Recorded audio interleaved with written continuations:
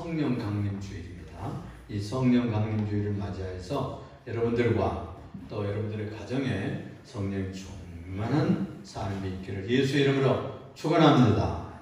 아멘. 그래서 이 주일은 성령 하나님께서 오신다는 이제 기념하는 날이죠. 하나님이 오신 적이 몇 번이나 계시죠. 하나님이 눈에 보이게 오시는 제일 먼저는 모세가 보았어요. 모세가 시내산에 불로 불구름으로 그냥 시내산 위에 강림하시는 번개가 치고 지진이 나고 막 불이 불고 지금 이제 사우디에 있는 그 시내산이라고 해요. 호렙산과 시내산이 두 덩어리가 있는데 이렇게 붙어 있어요. 한쪽 시내산은 새까맣게 타 있어요. 거기 이렇게 타 있느냐 학자들이 그런 얘기해요. 하나님의 불이 내려가지고 거기 이렇게 모자 뚜껑처럼 새까매 타 있어요. 옛날에는 시내반도에 있는 줄 알았는데 그게 아니고 이쪽에 사우디 반도에 있다고. 지금 요즘에 그렇게 발견이 됐어요. 하여튼지 성령으로 오시는 것은 예수님이 오신 다음에 오신 거예요. 그러니까 성부 하나님이 강림하셨고 그 다음에 성탄절 제가 이제 그 5월 21일 이하르 2월 28일이 예수님의 진짜 생일이라고 하거든요. 그때가 이제 봄이요. 우리나라 달력으로는 5월 20일, 28일, 21일, 22일 이렇게 저녁에서 저녁까지니까. 그래서 그때가 이제 성자 하나님이 조용히 오신대. 그 다음에 예수님이 가시고 40일 동안 계시다가 딱 열흘이 지나서 성령 하나님이 강림하시는 거예요. 그것이 오늘을 그 날을 기념하는 날이거든요. 그래서 예수님께서 승천하시고 열흘 딱 된 그 오순절까지 그날을 오순절 열흘씩을 끊어서 1순, 2순, 3순, 4순절까지 그 다음에 오순절 이렇게 열흘을 순이라고 하거든요. 그래서 오순절 때에 성령 하나님이 강림하셨어요. 그래서 오늘은 이 성령 세례를 받으리라 하는 이 제목으로 말씀을 나누면서 은혜 받을 수 있기 바랍니다. 4절 본문 말씀 이런 말씀을 하세요. 사도와 함께 모이사. 그러니까 예수님이 부활해가지고 사도와 함께 모였다는 거예요. 모여가지고 그들에게 특별한 분부를 내리셨는데 예루살렘을 떠나지 말고 내가 내게서 들은 바 아버지의 약속하신 것을 기다리라. 요한은 물로 너에게 세례를 베풀었지만 이제 너희는 멸날이 못돼서 며칠이 못돼서 그 성령으로 세례를 받으리라. 이렇게 약속하고 예언하셨는데 그것이 성취되는 겁니다. 먼저 생각할 것은 이 예루살렘을 떠나려던 이 제자들의 열망, 그 간절한 소원이 뒤집어지는 사건이 일어났어요. 사실 이 제자들은 예루살렘이 싫었습니다. 도대체가 이 예루살렘은 제자들의 삶을 망가뜨렸어요. 꿈을 빼앗아가고 희망을 빼앗아갔습니다. 일이 잘 풀리고 형통하고 뭐 사업이 잘 되고 꿈꿨던 일들이 성공적으로 나갔다고 하면 왜 그 도시를 떠나려고 했겠습니까? 그런데 그들은 마치 요즘에 역병이 들어가지고 거기 어디 코로나가 돌았다 그러면 그쪽에 가지를 않잖아요. 또 거기 있던 사람 딴 데로 막 도망갑니다. 그런 것처럼 이런 질병이 있고 옛날에 마마라고 하는 이 천연두가 돌아가면 그 동리가 망해서 거기에 다 도망 나오려고 아주 애썼던 그런 조선시대 또 고려시대 이런 데 다 역병이 돌았다는 거예요. 마치 역병이 도는 그런 도시를 떠나려듯이 떠나고 싶어 했어요. 왜 그랬을까요? 그들의 희망이고 그들의 구세주요 또 메시아여 그리스도였던 이가 바로 이 예루살렘에서 처형됐거든요. 그리고 이단이라고 이제 이 제자들을 색출하려고 당국의 눈이 벌거려가지고 아주 그런 거예요. 그런데 그때 엄청난 사건이 일어났어요. 그게 바로 뭐냐? 예수의 부활 사건이에요. 예수의 부활 사건이 일어났어요. 무덤에 갔던 막달라 마리아가 허겁지겁 달려오면서 부활 예수를 만나자고 달려왔고요. 또 엠마오로 고향으로 피하여 도망하던 이 두 제자가 예수님 만나서 예루살렘으로 올라갔고요. 이제 베드로에게도 나타나고 야고보에게도 나타나고 문을 꽁꽁 닫고 숨어있던 10 제자에게 그 부활 새벽의 저녁에 나타났어요. 그래가지고 10 제자가 부활 예수를 만났단 말이에요. 그 다음에 여드리가 지나가서는 11 제자 도마가 있을 때까지 이 예수님이 다시 나타나서 그들을 만나주셨어요. 이제 이 사건이 입으로 전달되고 소문으로 퍼져나가기 시작해가지고 예루살렘을 떠나가던 사람들이 오히려 예루살렘으로 모여들기를 시작했던 겁니다. 제자들이 그에게 하나님 나라 일을 그래서 들려주었고 40일 동안 살아계신 그분이 한 11번 정도 나타났다고 성경에 기록되어 있어요. 한 11번 정도 나타난 것으로 이렇게 알 수가 있는데 그들에게 당부를 하신 거예요. 앞으로 이렇게 되고 하나님 나라로서 너희가 어떻게 일하고 하는 지시를 내리고 승천하시게 되는 것입니다. 나는 가지만 너희는 예루살렘을 떠나지 말라 이렇게 당부했어요. 예루살렘을 떠나지 말라. 왜 그렇게 예루살렘을 떠나지 말라고 했을까요? 아까 읽었던 이 4절에 이렇게 말씀합니다. 사도와 함께 모이사 그들에게 분부하여 예루살렘을 떠나지 말고 내게 들은 바 아버지 약속하신 것을 기다리라. 그렇습니다. 여러분 아버지의 약속을 기다리라는 거예요.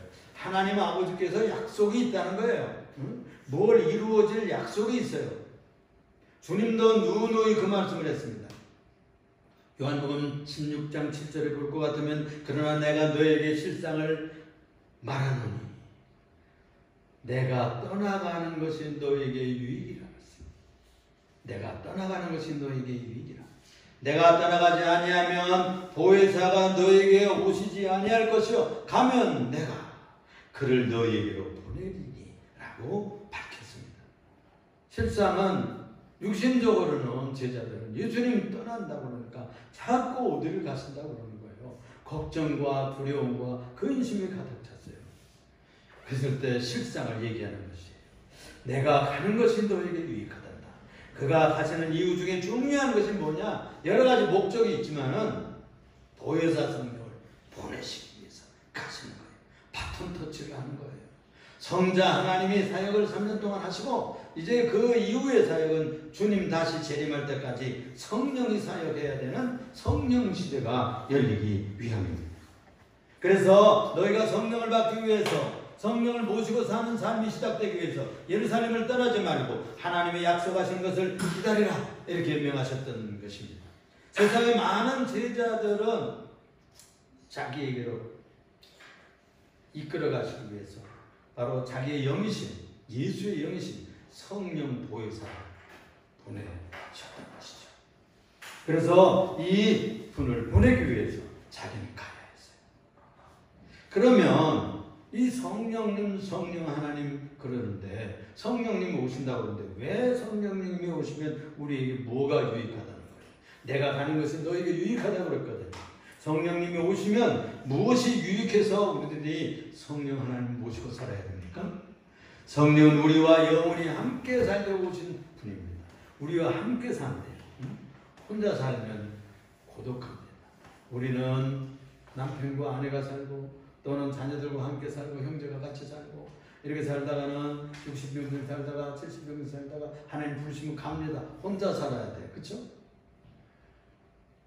사실은 우리가 하나님 앞에서 생각하면 단독자예요. 홀로 살다 가는 겁니다. 그러나 우리와 함께 성도들은 혼자 사는 게 아니에요. 하나님 영이신 성령과 함께 사는 겁니다. 그러기 위해서 오신다는 거예요. 요한복음 14장 16절에 내가 아버지께 구하겠으니 그가 또 다른 보혜사를 너에게 주사.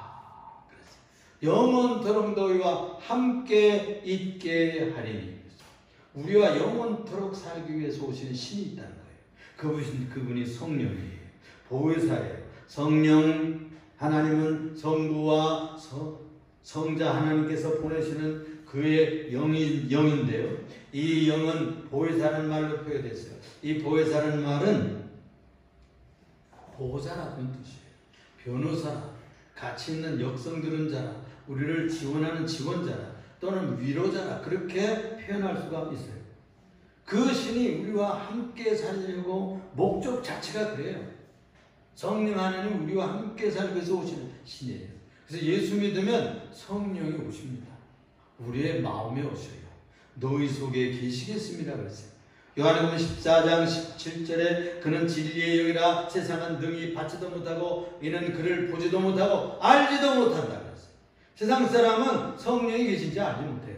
그런데 우리는 아나니, 그러나 너희는 그를 아나니 그는 너희와 함께 거하시며 너희 속에 계시겠습니다.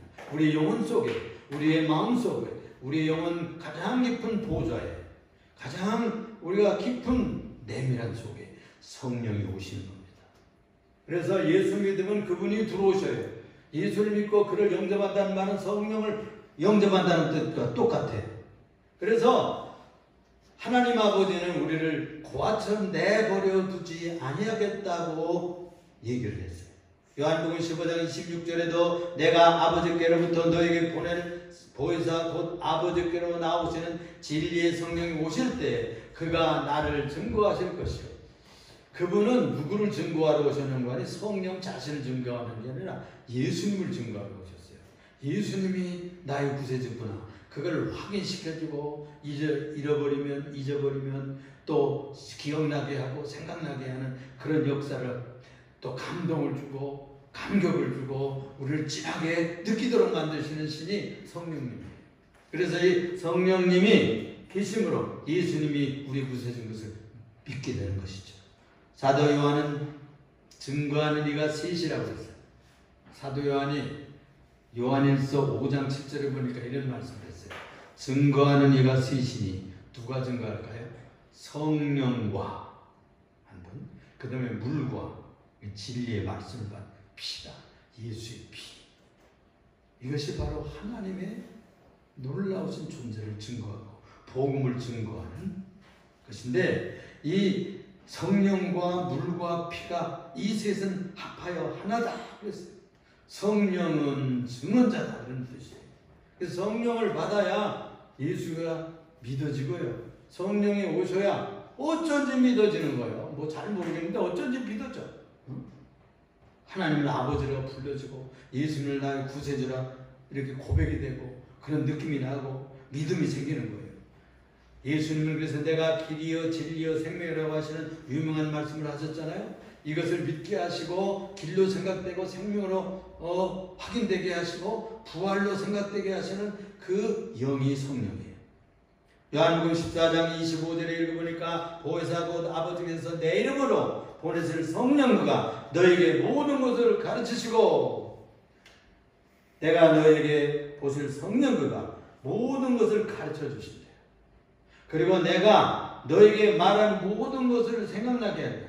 설교 들은 것이 생각이 나요. 말씀 읽었던 것이 생각이 나요. 말씀 외웠던 것이 까맣게 잊어버렸다도 성령을 통해서 탁 떠오르게 돼요. 그게 하나님의 말씀이 성령의 지시입니다. 그는 가르치는 영이에요. 이렇게 마음속에 사인이 와요. 느껴져요. 가르침이 깨달아져요. 생각이 떠오르게 돼요. 이렇게 해서 가르침을 받고 살아가도록 하시는 영이 성령이에요. 그는 생각나게 하시고 떠오르게 합니다. 회상이 되게 합니다. 회상. 성령은 감동과 감화로 지시하고 또 감격을 누리게 하고 성경을 읽고 싶어요. 성경 자체가 성령의 감동으로 되었어요. 그래서 성경을 읽으면 감동이 돼요. 감동이. 영의 파도가 이 가슴 속에, 양심 속에 느껴져요. 우리의 영으로 파동이 느껴져요. 그래서 감격하고 눈물이 나고 깨달아지고 알아지고 확신이 오게 돼요. 그래서 성경을 읽어야 돼요.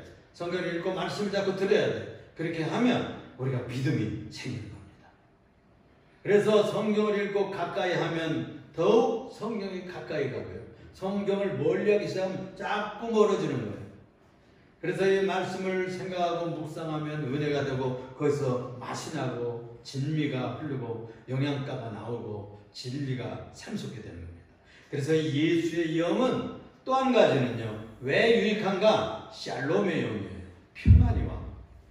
우리가 예수 믿으면 제일 먼저 드는 선물이 뭐냐면 평안입니다. 예수 믿으면 마음이 편해져요. 무슨 문제가 지금 당장 해결되지 않은데 예수 믿으면 편하다니까 마음이.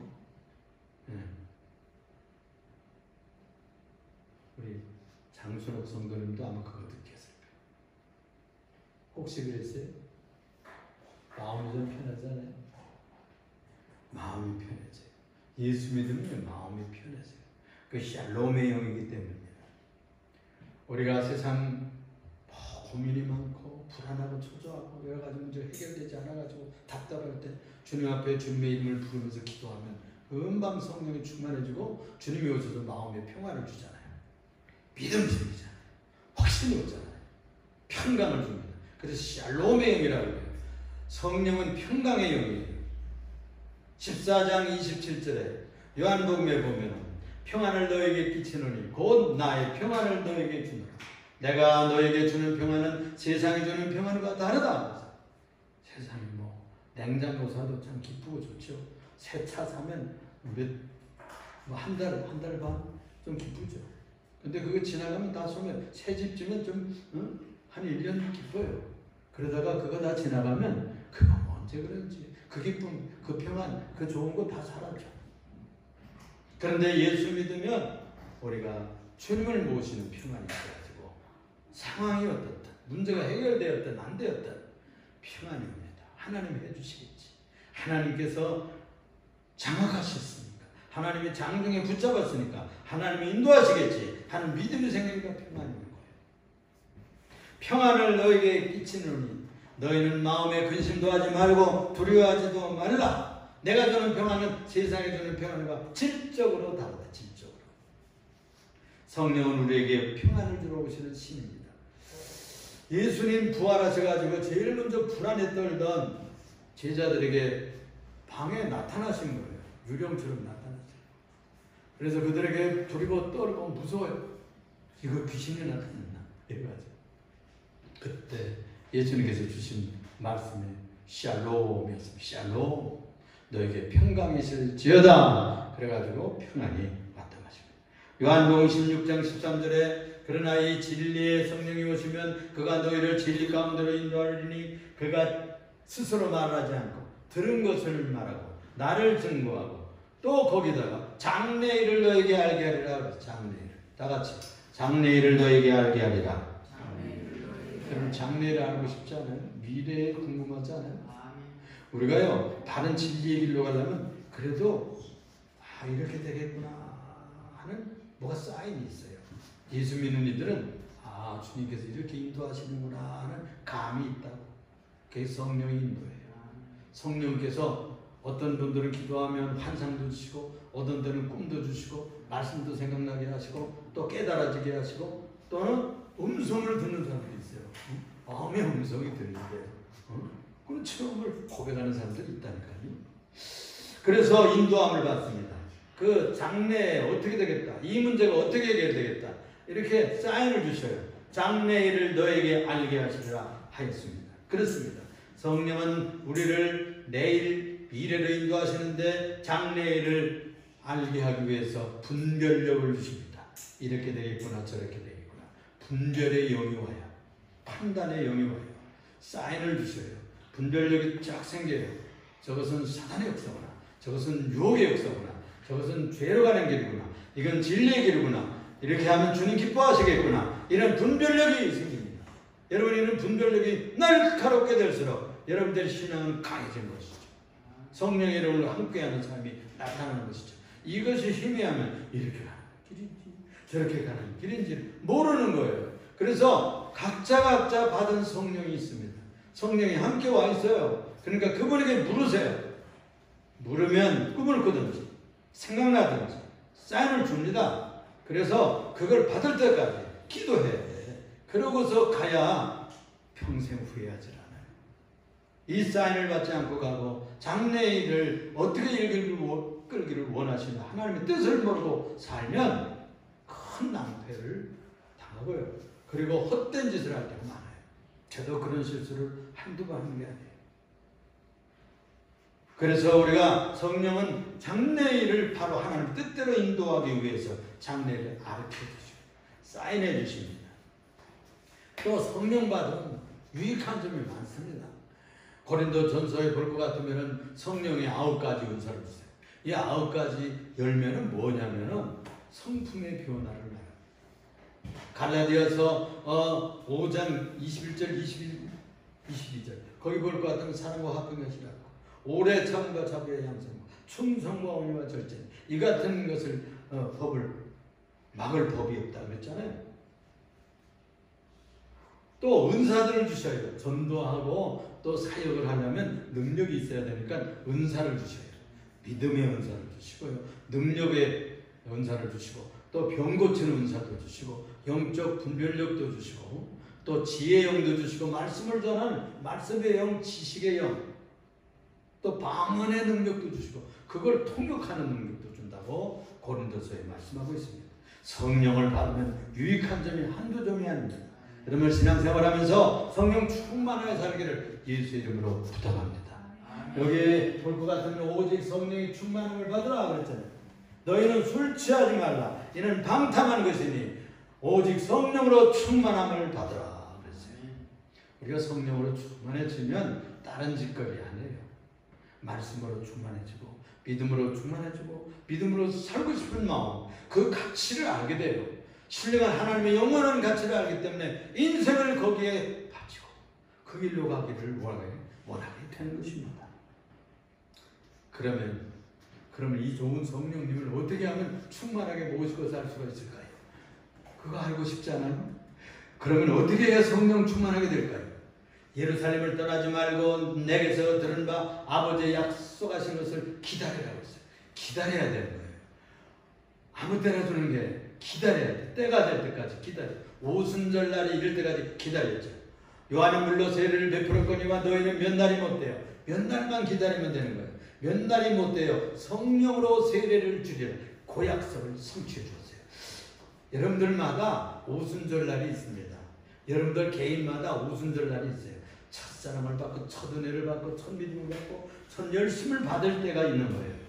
그래서 그들은 기다렸어요. 하나님께서 보내주시면 약속하신 성령을 기다렸죠. 어떻게 하면서 기다렸을까요? 슬슬 놀러다니면서 기다렸을까요? 아니요. 모여서 합심하며 기도하며 전혀 기도의 행선이라 기도하면서 기다렸어요. 기도하면서 기다리면 성령 충만해집니다. 성령과 불로 세례를 주시는 이恩을 믿고 그들은 기다리면서 마음을 아파요. 전혀 기도에 전적으로 기도에 힘썼다는 말이에요. 제가 성령 충만해지는 이들 우리 목사님들 중에 그런 분들이 많아요. 또 은사받은 권사님들 중에 그런 분들 많아요. 또 이 기도원의 원장님들 그런 분들 많아요. 전적으로 그냥 기도에 매달려가지고 성령 충만했던 분들 보면은 인생을 거의 다 걸었더라고요. 그런 분들은 성령 충만해집니다. 그래서 능력받고 지혜 있고 믿음 있고 자신 있는 삶, 힘 있는 능력 있는 삶을 받고 성령 충만해진 것을 제가 여러 번 봤어요. 그러므로 예수님 승천하고 딱 열흘째 되는 날 오순절 날에 시간 딱 되니까 그때 그냥 불내듯이 바람이 불어오듯이 그냥 성령이 강림해 오신 거예요. 오늘 6제 나눴지만 우리가 너무나 잘 아는 말씀 사도행전 2장 1절 이하에 볼 것 같으면 이렇게 말씀을 시작합니다. 하늘로부터 급하고 강한 바람 같은 소리가 있어. 소리가 들리는데 그 120문도가 모여있는 그 기도하던 방에 소리가 있어요. 바람 같은 소리. 태풍이 불어오는 것 같은 강한 바람 소리. 여러분들이 아파트에서 아주 태풍 부는 날 보면 그냥 소리가 맹 소리가 들리죠. 짐작으로는 아마 그런 소리가 들리지 않았을까. 온 방에 바람은 불지 않는데 그런 소리가 그냥 불어왔다는 거예요. 들려왔다는 거예요. 그런 소리로 가득해다 온 방에 표현이 그래요. 그 다음에 불의 혀같이 갈아진 불길이 보여지는데 각 사람 120개가 있었겠지. 그 사람 각자 위에 이 불길이 그냥 펄펄 붙는 불빛이 그냥 불붙어 있었다는 거예요. 그러니 성령 충만해지지 않겠어요? 이래가지고 다 성령이 충만해지니까 무슨 현상이 나타나는가 하면 다른 언어로 말하기를 시작했다. 다른 언어. 이건 방언이라고 그러는데 방언이라는 뜻이 뭐냐면 지방 언어라는 뜻이에요. 지방 언어. 호남 방언 있잖아요. 경상도 방언, 평안도 방언, 한경도 방언, 또 이 중부 경기도 방언 있잖아요. 우리는 뭐 다 이 대한민국 사람이니까 아는데 외국 사람들은 경상도 말하면 이 표준어, 경기도 말하면 경상도 말하면 못 알아듣습니다. 또 저기 호남 말하면 못 알아듣어요. 한경도 사람 횟집이 뭐 이러면서 얘기하면 못 알아들어요. 그런데 이집트에서 온 사람 또 유대인들이 어디까지 가는 거야? 이집트, 로마, 저쪽에 바벨로니아 저쪽까지 가고 그리스 온 세계에 흩어져 사는데 거기서 사는 이들이 이 오순절 지키기 위해서 다 왔었단 말이에요. 그런데 이들이 복음을 듣는데요. 다른 나라 말로 들었다는 것도 아니에요.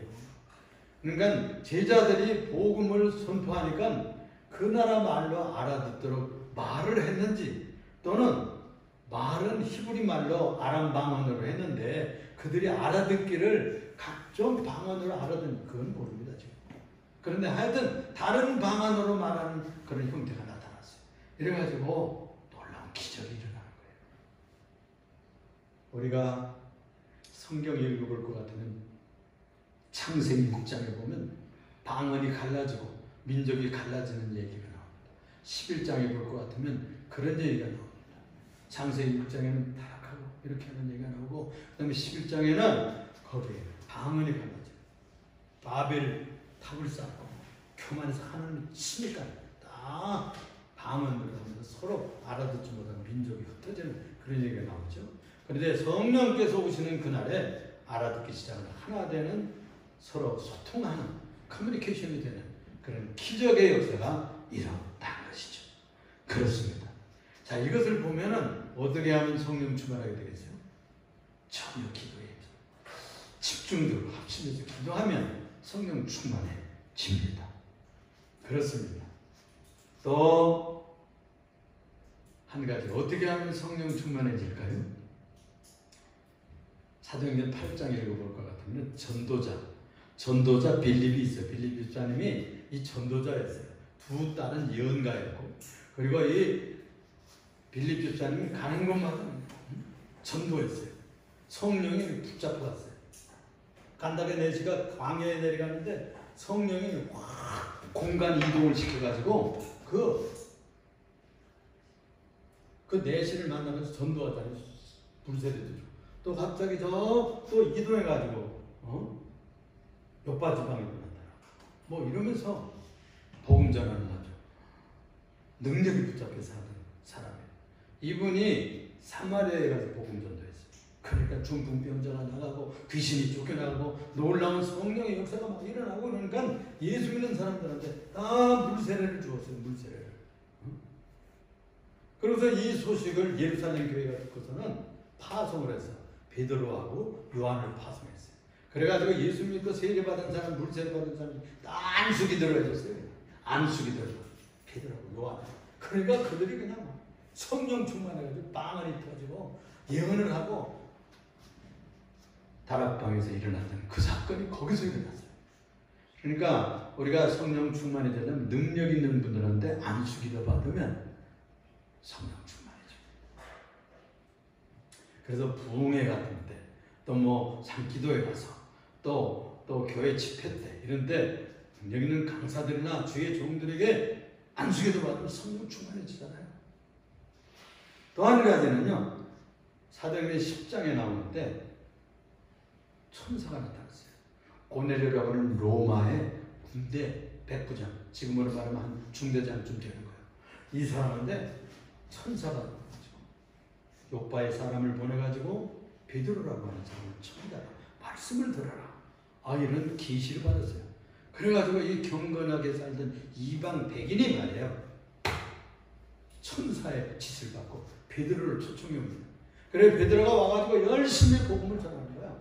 예수의 복음과 예수님이 나가서 하셨던 일과 십자가에 달려 들어가서 부활하시고 자기들이 만났던 그런 놀라운 복음을 전하니까 이 말씀을 듣는 사람들 왜 그냥 성령이 충만해져가지고 열심히 하고 그냥 불을 받았어요. 은혜를 받았어요.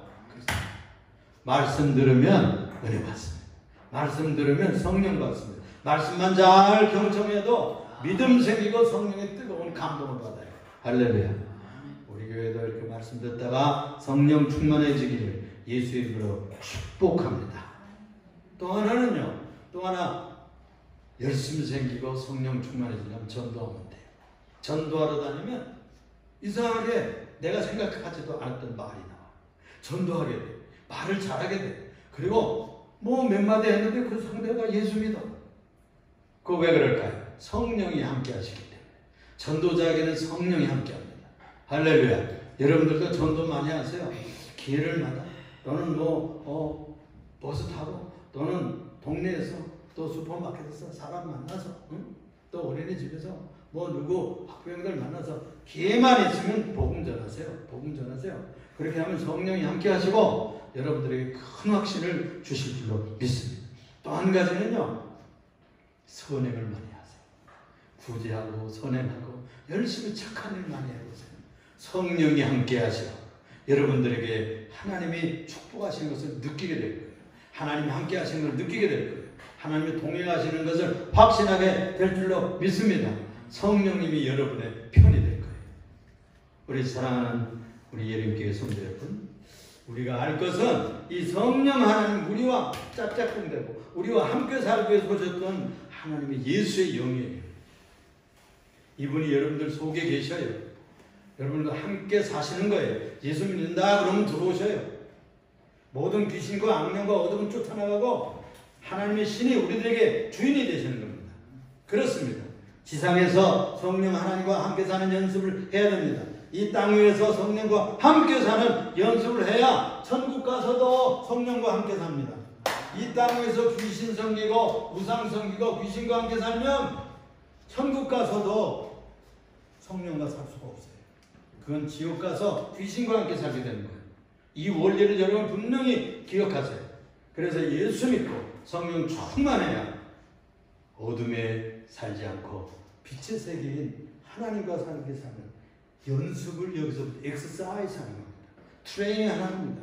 그래서 답답하면 예수님께 물어보세요. 성령님께 여쭈어보세요. 그러면 꿈을 보이시든지 환상을 주시든지 말씀을 들려주시든지 생각나게 하시든지 코치하실 거예요. 그래서 하나님과 함께 사는 연습을 이 땅 위에서 열심히 해야 천국 가서도 영원토록 그와 함께 사는 길이 열리게 될 줄로 믿습니다.